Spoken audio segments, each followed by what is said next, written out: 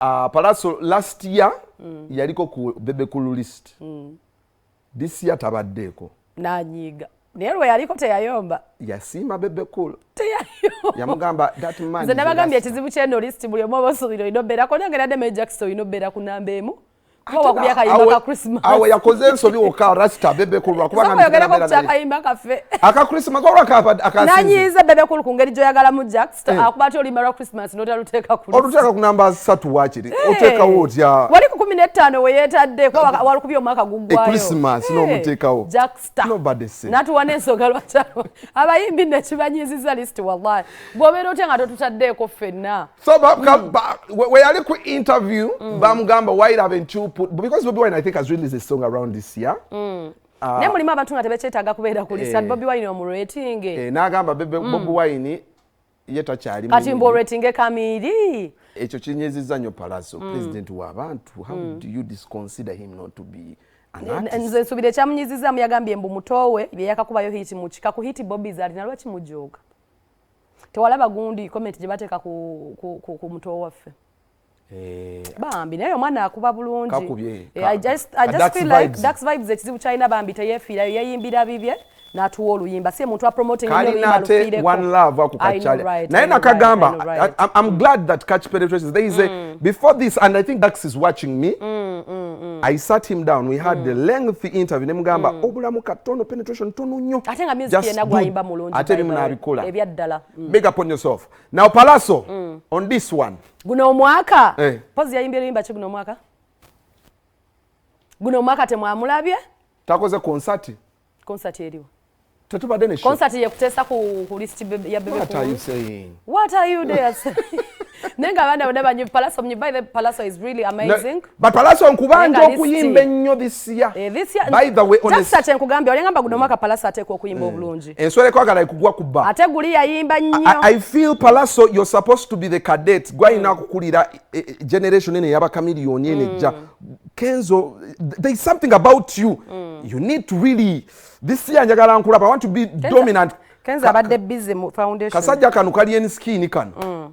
Njagala okasimbeke endongo. Naye lisi eno tujogedde kama mujja binyigira mufe tukola mulimu katubalage Pallaso. Yesterday RDC yavudde Anderson ne bateekawo amateeka agagenda okufuga ebivulu n'endongo bagamba nti nno abantu abakola ebivulu weetegekako naawe mukozesa bubi you're putting music into politics whereby muteka music mutale nnyo mu politics omuntu ajja ku stage nga yabadde bimyufu bafaani bambadde bimyufu whereby kigenda leetera violence. How do you politics is part of our nation. Agala mumujje mu business. Ate ogenda mujjamu otya kwata music kale wa Uganda omutwala e Rwanda abeere eyo tuyimbirenga eyo. This is our nation. Music is a voice.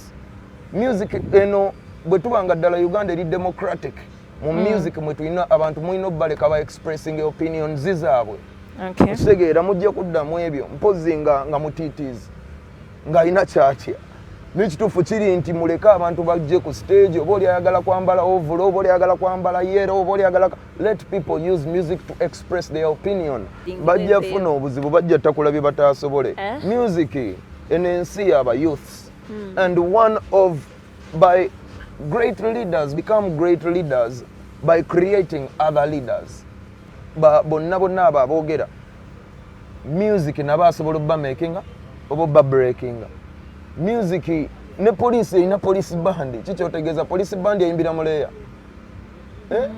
police band ekuba eri muleya naye bambyambalo bya police muleka abantu be expressing freedom yaabwe bulungi unmolested. Bukive kirata violence mu bivulu ebintu bingi ebireetamu okukkaanya oba obutakkaanya.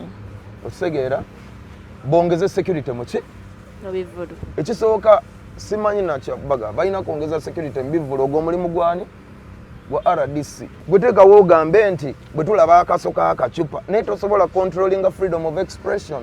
That's music is a media. You can't control the media. How the media otegeera kyegamba the media is supposed to be free.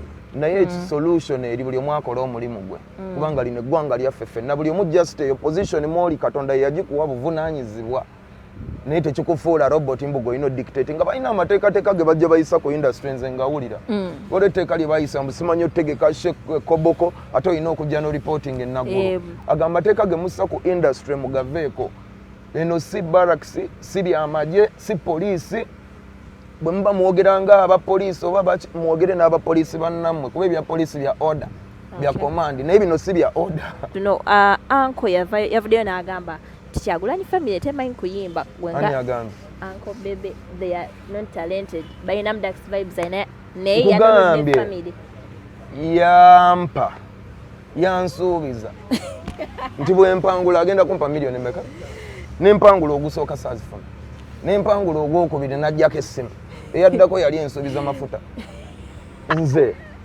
bw'aba ayagala nzire mutwala ebigambo bye serious akwate ssente zange akole ki milioni 10 zombanja tuleme kwongerako mabanja oba si kyo aveeyo ayogera agambe Uncle P kituufu ssente sikola ki zambula oba ki nekati ebyo byonna toyinza kyogera naawe omusajja Bobi Wine yakuba endongo okuva gyevu kikyotegeeza obadde ki omanyi bameka ewaabwe mbulirayo bwomanyi ewuwe abeyat ewani ewa Bobi Wine tusooka wa Bobi Wine tulinayo Bobi Wine Kyagulanyi tulinayo Uncle Eddie yawe tulinayo Dax vibes tulinayo Mickey Wine naye bonna tebamanyi ne Banjo man obamanyi nga baki bayimbi nze da side eri omanyi bameka ewani ewa Bebe Cool tulinayo Pepa Daddy oyo kyali wange ayimba bulungi kati mulekerawo ebintu biri factual omuyimbi Pepa Daddy muyimbi wa tabu tumutumiddeko n'ekirala omanyi mulimu abantu abatayimbira ku pressure nga bwegambye Dax vibes kyabulamu kwessa ku pressure sikyo. What is your take on the politics thing?